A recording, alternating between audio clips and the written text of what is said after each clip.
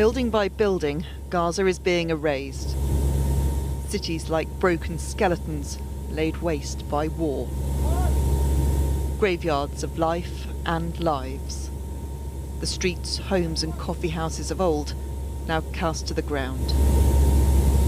The soul of this place, along with the souls who lived here, brought to ruin in the rubble and dust. Israel bans foreign journalists from entering Gaza. 15,000 feet above is the closest we get to seeing for ourselves the consequences of the war it is waging here. When we joined an airdrop last week, we were told Israel didn't want images from above being filmed or shown. Aid being dropped from this flight is to those who are trying to survive in this hell. This was Gaza before the bombs started falling, a place of life where normal lives were lived. There is no sign of that normality now. This is the new normality for the Mohra family and others. Both Odeh and Mohammed have acute malnutrition on top of a neurological disorder. They need specialist milk and medicine. Without it, their lives are fading away. This child, Uday, is 4 years old and he weighs just over 4 kilos. Mohammed is 3 and he's 5 kilograms. I call on the world to help my children get treated, or at least get them milk and nappies. This is one of the explosions which destroyed Gaza, targeting the Turkish-Palestine Friendship Hospital, the only specialist cancer hospital in Gaza. This is what's left of it now. This was the Al Wafa Old People's Home. We can't say what's become of its residents. This was a primary and secondary school. We can't say what became of the pupils. Many of the other ruins were homes. We can't say whether those that lived here survived or are among the 60,000 now dead.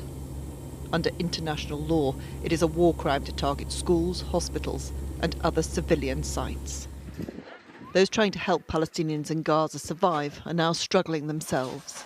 When we manage to deliver aid to a specific area, we are met with the eyes of those around us. People looking at us, as if to say, when will it be our turn? Everyone is hungry, everyone is in need, everyone feels like their life depends on this. This landscape of destruction looks otherworldly, yet it's not. It is this world, and what is happening may yet come to define one of its darkest eras. One that casts a stain on humanity, which will endure for generations. It is difficult not to feel furious when a man-made disaster such as what is happening in Gaza causes scenes so shocking and humiliating as those filmed for us today when supplies from the aid drops hit the ground. It is an anger shared by many opponents of Israel's Prime Minister Netanyahu. Pressure on him to reach a ceasefire with Hamas increased after the emaciated images of 2 Israeli hostages were published by their captors, with demonstrations by thousands of Israelis at the weekend. Something has to be seen to be done, and airdrops look really good. Gazans waiting below even applaud this one.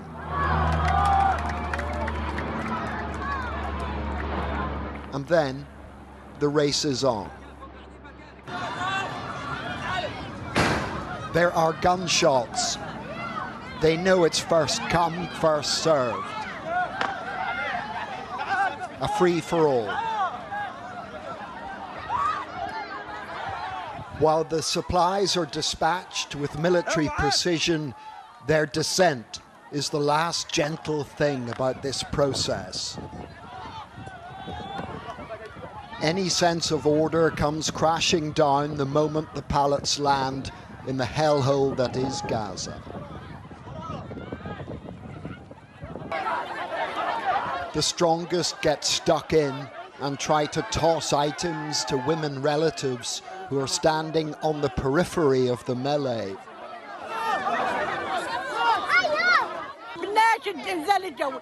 We don't want airdrops. We are getting virtually nothing and it's not fair. I have an old disabled man at home. Only people with knives get food here, said this woman. As the items left to be retrieved become fewer, the competition becomes more intense. They fight for food like their lives depend on it. The airdrops are highlighting the extent to which chaos now reigns in Gaza, and it means many walk away empty-handed. This is not fair.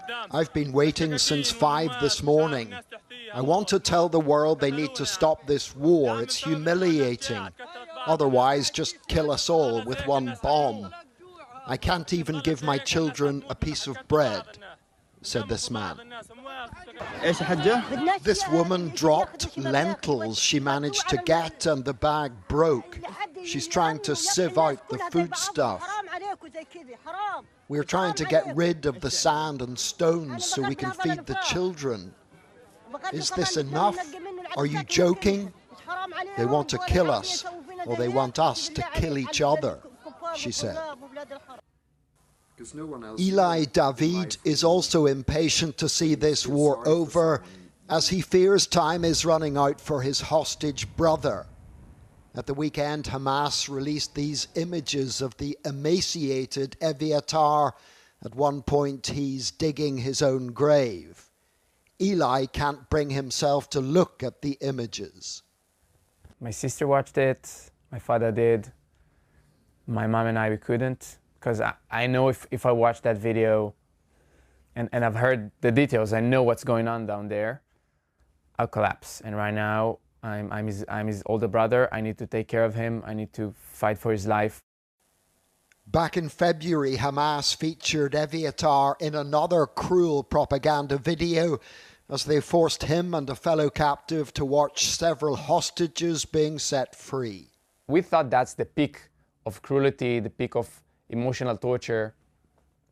And then 2 days ago, we get that absurd, twisted video of my brother being a human skeleton, barely alive, barely able to speak, barely able to move.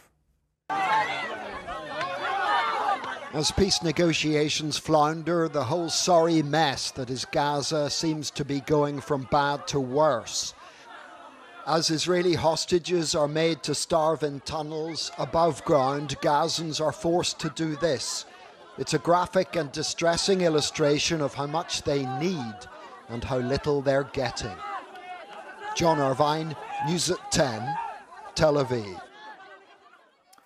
And Emma and Rohit are here to make sense of all this. Emma, maybe you first. It's very unusual to get this kind of view that you've given us from the air. You and other broadcasters were told the Israelis didn't want you to film that, although they deny that tonight. So I wanted to ask you about that. But also, you know, you went to Gaza before all this started. What was going through your mind when you were looking down on it? What I found very striking was that I did a similar flight to this with the RAF in March last year and was able to look out of the window down onto Gaza. And there was obviously an awful lot of devastation then. And it was notable how much damage had been done. And I came away thinking, you know, what desperate scenes we'd witnessed from above. When we took the flight this time, 17 months on, it was incredible, the difference. The amount of damage that has been done in those months since is phenomenal. You know, that whole area we went across was pretty much flattened. And it's not really surprising when you think that Gaza is 25 miles long and about 12 miles deep, 140 square miles, really. Onto that area has been dropped around 100,000 tonnes of explosives. That's more than was used in Dresden, Hamburg and London put together in the Second World War over a much larger area.